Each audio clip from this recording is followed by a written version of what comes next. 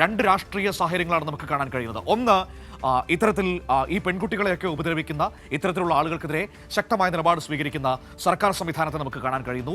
മറുഭാഗത്ത് നിങ്ങൾ നോക്കൂ, രാഹുൽ മാങ്കൂട്ടം എന്ന് പറയുന്ന കേരളം ഇതുവരെ കണ്ടതിൽ വെച്ച് ഏറ്റവും മോശം പേര് കേൾപ്പിച്ച ഒരു MLA സംരക്ഷിച്ചു നിൽക്കുന്ന കോൺഗ്രസിനെ നമുക്ക് കാണാൻ കഴിയുന്നു. ഏതൊക്കെ വിധത്തിലാണ് അവർ മാങ്കൂട്ടത്തിലിനെ സംരക്ഷിക്കുന്നത്? KPCC അധ്യക്ഷൻ ഇന്നലെ ഒരു മാധ്യമത്തിനോട് പറഞ്ഞത് എന്താണ്? രാഹുൽ മാങ്കൂട്ടത്തിലിനെ അയോഗ്യനാക്കാനുള്ള നടപടി നിയമസഭയിൽ വന്നാൽ കോൺഗ്രസ് അതിനെ പ്രതിരോധിക്കുമെന്നാണ് പറഞ്ഞിരിക്കുന്നത്. എന്തുകൊണ്ടാണ് കോൺഗ്രസ് അതിനെ പ്രതിരോധിക്കുന്നത്? അവർ പറയുന്നത് എന്താണ്? മാങ്കൂട്ടത്തിന്റെ കാര്യത്തിൽ ഇനി ഞങ്ങൾക്ക് ഉത്തരവാദിത്വമില്ല, ഞങ്ങളുടെ പാർട്ടിയിൽ നിന്ന് പുറത്താക്കിയതാണ് എന്ന് പറയുന്ന കോൺഗ്രസ് നേതൃത്വം പിന്നെ എന്തിനാണ് രാഹുൽ മാങ്കൂട്ടത്തിലിനെ അയോഗ്യനാക്കുന്ന നടപടികൾ നിയമസഭയിൽ വന്നാൽ അതിനെ പ്രതിരോധിക്കാൻ പോകുന്നത്? വളരെ പ്രധാനപ്പെട്ട വിഷയമല്ലേ? അപ്പോൾ അതിൽ നിന്ന് നമുക്ക് മനസ്സിലാക്കാൻ പറ്റുന്ന ഒരു കാര്യമുണ്ട്. ഈ രാഹുൽ മാങ്കൂട്ടം ഇപ്പോഴും കോൺഗ്രസിന്റെ ഒന്നാം നമ്പർ കക്ഷി തന്നെയാണ്. അവരുടെ ഏറ്റവും പ്രധാനപ്പെട്ട ആളാണ്. അയാളെ തള്ളിപ്പറയാൻ കോൺഗ്രസ് നേതൃത്വത്തിന് കഴിയില്ല എന്ന് തന്നെയാണ്. ആ രാഷ്ട്രീയം വളരെ പ്രധാനപ്പെട്ട ചർച്ചയായി നിൽക്കുകയാണ്. മാനസ കൂടി തിരുവനന്തപുരത്ത് നിന്ന് എന്നോടൊപ്പം ചേരുകയാണ്. നോക്കാം ഈ വിഷയത്തിന്റെ രാഷ്ട്രീയപരമായ വശങ്ങൾ എങ്ങനെയാണെന്ന്, അതുകൂടി പരിശോധിക്കേണ്ടതുണ്ട്. മാനസ, ഗുഡ് മോർണിംഗ്. ഇന്നലെ മുഖ്യമന്ത്രി പങ്കുവച്ച ആ ചിത്രമാണ് ഇന്നലെ നമ്മുടെ എല്ലാം മനസ്സിൽ നിറഞ്ഞു നിൽക്കുന്നത്. ഇന്നലത്തെ വാർത്താ ദിവസം അവസാനിച്ചത് തന്നെ ആ ചിത്രത്തിന്റെ പ്രാധാന്യം പറഞ്ഞുകൊണ്ടായിരുന്നു. ഇന്ന് നമ്മൾ തുടങ്ങിയതും അത് പങ്കുവച്ചുകൊണ്ടാണ്.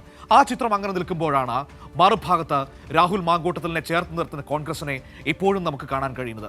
KPCC അധ്യക്ഷൻ പറയുന്നത് ഈ രാഹുലിനെ അയോഗ്യനാക്കാനുള്ള നടപടികൾ നിയമസഭയിൽ വന്നാൽ അതിനെ കോൺഗ്രസ് പ്രതിരോധിക്കുമെന്നാണ്. എന്തിനാണ് ഇവർ പുറത്താക്കിയെന്ന് പറയുന്ന ഒരാൾക്ക് വേണ്ടി പ്രതിരോധിക്കാൻ കോൺഗ്രസ് എന്ന് പറയുന്ന പാർട്ടി മുന്നോട്ടിറങ്ങുന്നത്? അതിൽ നിന്നും നമ്മൾ മനസ്സിലാക്കേണ്ടത് എന്താണ്?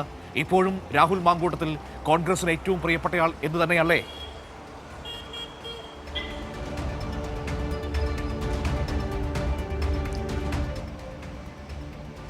Manu, good morning. തീർച്ചയായും മനു സൂചിപ്പിച്ചതുപോലെ തന്നെ ഇതേ രീതിയിൽ, അതായത് കഴിഞ്ഞ ദിവസം വൈകുന്നേരത്തോടു കൂടിയാണ് മുഖ്യമന്ത്രിയുടെ ഈ ഒരു ചിത്രം പ്രചരിക്കുന്നത്. വളരെ മനോഹരമായ ഒരു ചിത്രം എന്നതിൽ ഉപരി അതിൽ കുറിച്ച വാക്കുകളാണ്. അതായത് മുഖ്യമന്ത്രിയുടെ കയ്യിൽ ഒരു കപ്പുണ്ടായിരുന്നു. ആ കപ്പിൽ ഒരു വാക്യം ഉണ്ടായിരുന്നു, അല്ലെങ്കിൽ കുറച്ച് വാക്കുകൾ ഉണ്ടായിരുന്നു. ആ വാക്കുകൾ തേടിപ്പോയപ്പോഴാണ് തൊട്ട് മുന്നത്തെ ദിവസം അതിജീവിത, അതായത് ഈ ബലാത്സംഗ പരാതി നൽകിയ ആദ്യ അതിജീവിത പങ്കുവച്ച പോസ്റ്റിലെ ഏറ്റവും അവസാന വരിയാണ്. ആ വരികൾക്കും ആ ഫോട്ടോയ്ക്കും ഉണ്ടായ പ്രാധാന്യം എന്ന് പറയുന്നത് വ്യത്യസ്തമായ രീതിയിലുള്ള ഒരു ഐക്യദാർഢ്യ പ്രഖ്യാപനം തന്നെയാണ്. വളരെ ആദ്യഘട്ടത്തിൽ തന്നെ ഇത്തരത്തിലുള്ള അതിജീവിതകൾക്കുള്ള ഐക്യദാർഢ്യ പ്രഖ്യാപനമൊക്കെയും തന്നെ സംസ്ഥാന സർക്കാർ നടത്തിയതാണ്. പക്ഷേ ഇങ്ങനെ ഒരു സാഹചര്യത്തിൽ, അതായത് കഴിഞ്ഞ ദിവസം രാഹുൽ മാങ്കൂട്ടത്തിൽ അറസ്റ്റ് ചെയ്തതിന്, ജയിലിലായതിന് പിന്നാലെ അല്ലെങ്കിൽ അറസ്റ്റ് ചെയ്യപ്പെട്ടതിന് പിന്നാലെ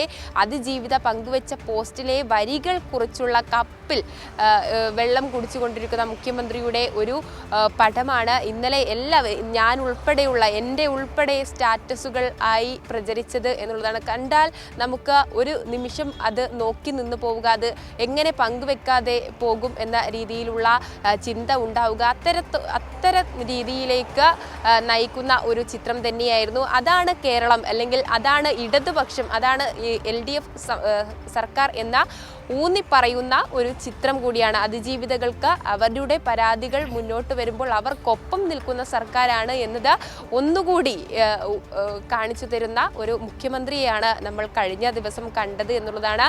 അതോടൊപ്പം തന്നെ മറുഭാഗത്ത് നമുക്ക് നോക്കുകയാണെങ്കിൽ അതിജീവിതകൾക്ക് എതിരായി, അതായത് രാഹുൽ മാങ്കൂട്ടത്തിന് അനുകൂലമായി ആരാണോ പ്രതി, ഈ പെൺകുട്ടികളൊക്കെയും തന്നെ ഉപദ്രവിക്കുന്ന ആളെ എത്രത്തോളം സംരക്ഷിക്കാൻ പറ്റുമോ അത്രത്തോളം സംരക്ഷിച്ചുകൊണ്ട് മുന്നോട്ട് പോകുന്ന കോൺഗ്രസ് നേതൃത്വത്തെയാണ് നമ്മൾ കണ്ടത് എന്നുള്ളതാണ്.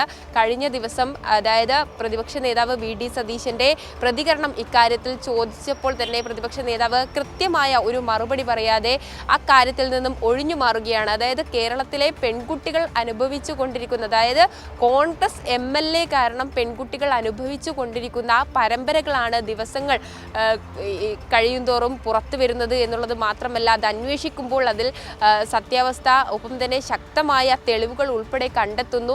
അത്തരത്തോളം ഗുരുതരമായ ഒരു പ്രശ്നം തന്നെയാണ് രാഹുൽ മാങ്കൂട്ടത്തിൽ MLA സംബന്ധിച്ച കേരള രാഷ്ട്രീയത്തിൽ, അല്ലെങ്കിൽ കേരളത്തിലെ ഉണ്ടായിരിക്കുന്നത്. അപ്പോഴാണ് വ്യക്തമായ അല്ലെങ്കിൽ ശക്തമായ ഒരു മറുപടി പറയാതെ പ്രതിപക്ഷ നേതാവ് VD സതീശൻ ഒഴിഞ്ഞു മാറുന്നത് എന്നുള്ളതാണ്. പ്രധാനപ്പെട്ട വിഷയമാണ് കഴിഞ്ഞ മാനസ. ദിവസം വീണ്ടും എന്തുകൊണ്ടാണ് ഇക്കാര്യം ഇപ്പോൾ മാനസ പറഞ്ഞതുപോലെ ചോദിച്ചപ്പോൾ കൃത്യമായി അല്ലെങ്കിൽ മറുപടി പറയാൻ ആവർത്തിച്ചപ്പോഴാണ് എന്തുകൊണ്ടാണ് പ്രതിപക്ഷ നേതാവിനടക്കം കഴിയാതെ പോകുന്നത്? എന്തുകൊണ്ടാണ് ഈ രാഹുൽ മാങ്കൂട്ടത്തിനെ അയോഗ്യനാക്കുന്ന നടപടി നിയമസഭയിൽ വന്നാൽ കോൺഗ്രസ് അതിനെ പ്രതിരോധിക്കും എന്ന് KPCC അധ്യക്ഷന് പറയേണ്ടി വരുന്നത്? ഈ ചോദ്യങ്ങൾ വളരെ പ്രധാനപ്പെട്ടതല്ലേ? എന്തുകൊണ്ടായിരിക്കാം ഈ ഘട്ടത്തിലും രാഹുൽ മാങ്കൂട്ടത്തിനെ സംരക്ഷിക്കാൻ കോൺഗ്രസ് നേതാക്കൾ നിൽക്കുന്നത്? എന്തുകൊണ്ടായിരിക്കാം മാങ്കൂട്ടത്തിലെ കോൺഗ്രസ് നേതാക്കൾ ഇത്രയധികം ഭയപ്പെടുന്നത്? ആളുകൾ മറ്റെന്തെങ്കിലും സംശയിച്ചാൽ നമുക്ക് തെറ്റു പറയാൻ കഴിയില്ല. അതല്ലെങ്കിൽ പ്രതിപക്ഷ നേതാവ് പറയണം, അങ്ങനെ ഒരു പ്രമേയം വന്നാൽ ഞങ്ങൾ പൂർണ്ണമായും അതിനെ പിന്തുണയ്ക്കും. സണ്ണി ജോസഫ് പറയണം, നിയമസഭ അത്തരത്തിലൊരു നിലപാടെടുത്താൽ ഞങ്ങൾ പൂർണ്ണമായും അതിനെ പിന്തുണയ്ക്കും. അതല്ലാതെ കോൺഗ്രസിനെതിരെ പ്രതിരോധിക്കുമെന്ന് പറഞ്ഞാൽ ആ പ്രസ്താവന ഉണ്ടാക്കുന്ന ഒരു അപകടകരമായ സാഹചര്യമുണ്ട്. അതെന്താണ് മാനസ?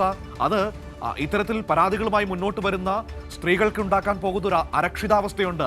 ഒരു പ്രധാനപ്പെട്ട പാർട്ടിയുടെ സംസ്ഥാന അധ്യക്ഷനാണ് പറയുന്നത് ഞങ്ങൾ പ്രതിരോധിക്കുമെന്ന്. അത് ഒരു ശരിയായ നീക്കമല്ല ജനാധിപത്യ സമൂഹത്തിൽ.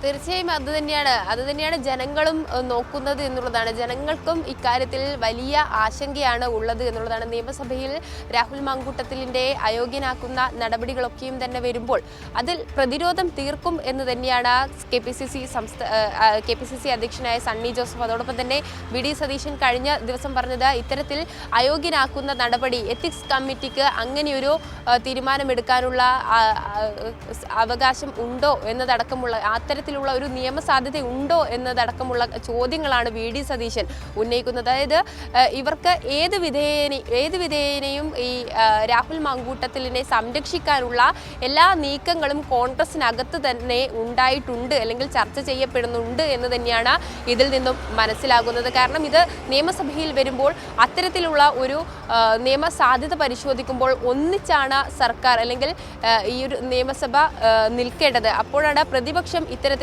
ആരോപിതനായ അല്ലെങ്കിൽ അറസ്റ്റിലായ ജയിലിൽ അടക്കപ്പെട്ട ഒരു പ്രതിയായ 3 സമാന കേസുകളാണ്, 3 പെൺകുട്ടികളുടെ കേസുകളാണ് പുറത്തു വന്നിരിക്കുന്നത്.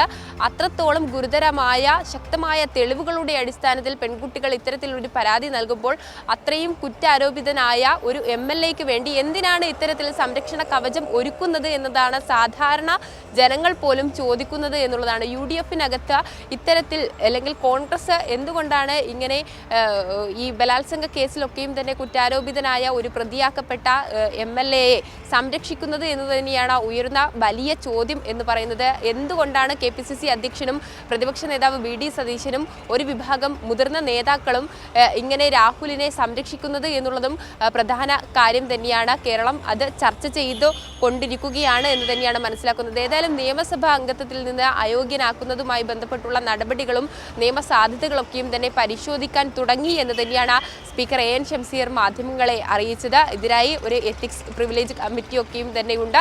അതുകൊണ്ട് തന്നെ ഈ എത്തിക്സ് കമ്മിറ്റിക്കാണ് തീരുമാനം എടുക്കാനുള്ള ഒരു നിയമസാധ്യത എന്ന് പറയുന്നത്. അതുമായി ബന്ധപ്പെട്ടുള്ള കാര്യങ്ങളൊക്കെയും തന്നെ ആലോചിക്കുന്നു എന്ന് തന്നെയാണ്, അല്ലെങ്കിൽ ആ നടപടികൾ പുരോഗമിക്കുന്നു എന്ന് തന്നെയാണ് മനസ്സിലാക്കുന്നത്. ഏതായാലും ഇത് ജനുവരി 20-ന് ശേഷം നിയമസഭ സമ്മേളനം കൂടുന്നുണ്ട്. എന്തായാലും നിയമസഭയിൽ ഇക്കാര്യം ചർച്ച ചെയ്യപ്പെടും എന്ന് തന്നെയാണ് മനസ്സിലാക്കുന്നത്. അപ്പോഴും ആ ഒരു ഘട്ടം വരികയാണെങ്കിൽ അതിൽ പ്രതിരോധം തീർക്കുമെന്നാണ് പ്രതിപക്ഷ നേതാവ് പറയുന്നത്. അതേ കാര്യം തന്നെയാണ് KPCC അധ്യക്ഷൻ സണ്ണി ജോസഫും പറയുന്നത്. അതുകൊണ്ട് തന്നെ അവരുടെ ഈ കോൺഗ്രസിന്റെ നിലപാട് എന്താണ് എന്നത് ഇവരുടെ രണ്ടുപേരുടെയും സ്വരങ്ങൾക്ക് ഒരു വ്യത്യാസവുമില്ല എന്ന് നമുക്ക് മനസ്സിലാക്കേണ്ടി. അവർ പ്രതിരോധം തീർക്കട്ടെ, നമുക്ക് കാത്തിരുന്ന് കാണാം കേരളത്തിന്റെ പൊതുസമൂഹം ആ വിഷയത്തെ എങ്ങനെ വിലയിരുത്തുമെന്ന്. ഇത്രയധികം ചീത്തപ്പേര് കേൾപ്പിച്ച, ഇത്രയധികം സ്ത്രീകളെ ഉപദ്രവിച്ച ഒരാൾക്ക് വേണ്ടിയിട്ടാണ് കോൺഗ്രസ് നേതൃത്വം ഈ വാദിക്കുന്നത് എന്ന് നിങ്ങൾ ഓർക്കണം പ്രിയപ്പെട്ട പ്രേക്ഷകരെ.